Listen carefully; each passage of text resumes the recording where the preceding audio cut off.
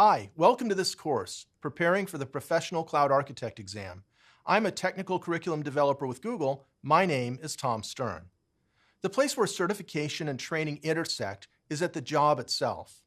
The certification exam is designed to evaluate whether you have the skills and knowledge expected of someone in the role of a cloud architect. Therefore, the best way to prepare for the exam is to be a competent professional cloud architect. The approach in this course is to review many items that a cloud architect should know because that information could be on the exam. So this course focuses on the skills you need to know for the job.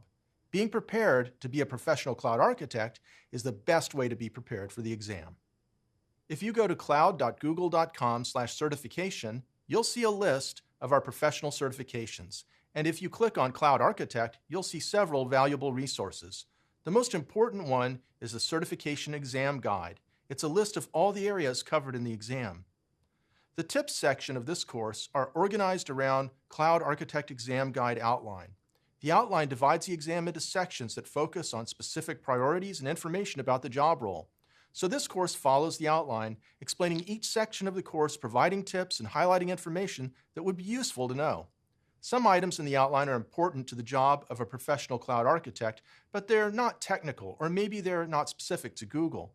For example, a cloud architect needs to know how to present solution proposals to customers and to communicate with executive staff. That isn't something we currently teach, but you should know it from experience or learn it on your own. I'll identify these items when they appear in the outline. These are the sections of the exam. The first part of the exam, about design, and the second part, about provisioning, are more inclined towards product and feature knowledge and basic design, when and how to use each product in specific cases. The middle two parts on security and optimizing are about getting specific qualities into the solution. For example, in the first two parts, you might make something function. In the second two parts, you might make it secure and cost-effective.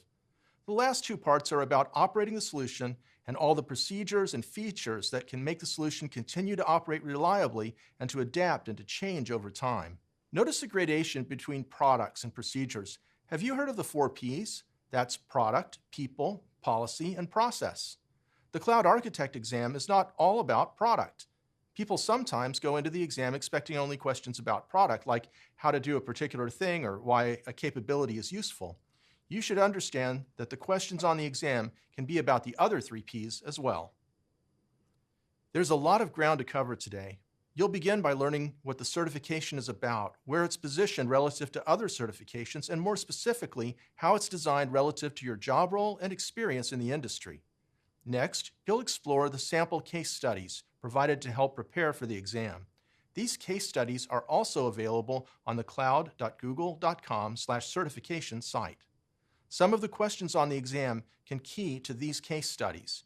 If you've read and studied them in advance, you'll already be familiar with them, and that means you'll effectively have more time to answer questions during the exam. Most of these case studies focus on business requirements as well as technical requirements. The business requirements are just as important as the technical requirements to passing the exam. You'll spend most of the day reviewing and getting preparation tips in specific subject areas, and at the end, you'll get pointers to resources and next steps to continue your preparation. I think it seems pretty obvious from this list, but it should be called out that you can't learn everything you need to know for the certification exam in one class. So the goal here is to help you prepare, but you won't be able to pass the exam based only on attending this course. By the end of this class, if you've already been preparing for the examination, you'll have a good sense of what else you need to study or do to prepare, or whether you're ready to give it a shot.